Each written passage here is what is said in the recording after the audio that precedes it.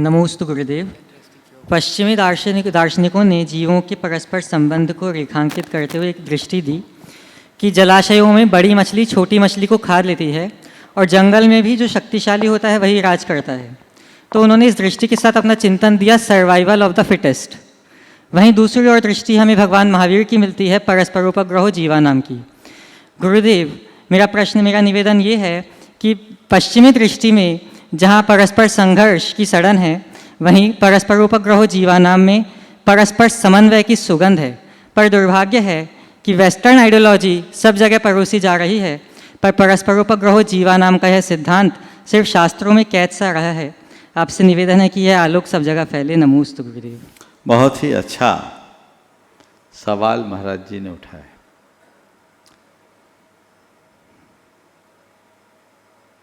Struggle of fitness, survival of the fitness की जो बात है, छोटी मछली बड़ी मछली को निगलने की बात, ये निश्चित रूप से ये हमारे भारत की मूल अवधारणा के विरुद्ध है। हमारी संस्कृति तो शुरू से परस्परोपग्रहो जीवानाम की संस्कृति है।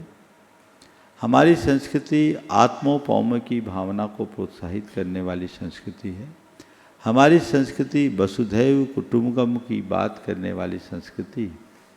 हमारी संस्कृति अहिंसा की संस्कृति है। हम मनुष्य हैं, हम जानवर नहीं हैं। छोटी मछली बड़ी मछली को खा सके वो मछली है। जंगल में जानवर एक दूसरे का भक्षण कर सके वो जंगल है। लेकिन मनुष्य के जीवन में जंगल राज नहीं चलता।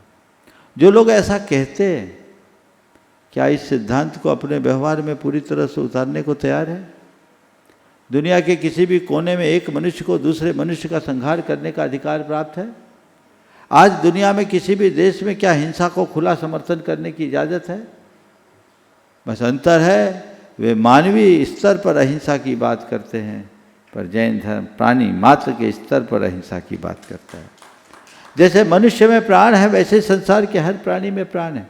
जैसे हम जीना चाहते हैं, वैसे संसार के हर प्राणी जीना चाहते हैं। हम में और उन मूक प्राणियों में क्या अंतर है? अंतर केवल इतना है कि हम और हमारे जैसे मनुष्य अपनी पीड़ा और अपनी व्यथा को मुख से बोल सकते हैं, और वे मूक प्राणी बेजुबान होने के कारण अपनी व्यथा प्रकट नहीं कर पाते। पर प्राण तो उनमें भी है, संवेदना तो उनमें भी है, पीड़ा तो उनको भी होती है। तो क्या हम उनके बारे में नहीं सोच सकते?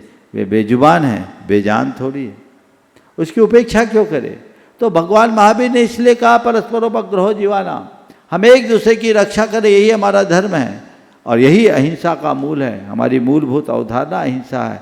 हमें इस बात को जगत में फैलाना चाहिए और ये सब निर्भर करती है हमारी संवेदनशीलता पर। हर मनुष्य के अंदर की संवेदनशीलता व्यापक बने, और संवेदनशीलता तभी बढ़ेगी जब हम हर प्राणी को अपने समान मानेंगे। जब तक हम सहअस्तित्व की भावना से नहीं भरते, हमारे अंतरंग में संवेदना जागृत नहीं होती, और जब तक संवेदना जागृत नहीं होती तो जीवन का पथ प्रशस्त नहीं होता। तो सहअस्तित्व और संवेदनशीलता के साथ हम अहिंसा के मार्ग को अपना करके चलेंगे, तभी हमारा जीवन ठीक बनेगा। हमें बच्चे को इस बात के बारे में समझाना चाहिए कि हमारा जीवन किसी के भक्षण के लिए नहीं मिला, हमारा जीवन रक्षण के लिए है। हम किसी को जीवन दे नहीं सकते, तो जीवन लेने का हमारा कोई अधिकार नहीं है। हम जैसे एक मनुष्य दूसरे मनुष्य की रक्षा के लिए तत्पर होता है, वैसे हमें अन्य प्राणियों की रक्षा के लिए भी तत्पर होना चाहिए।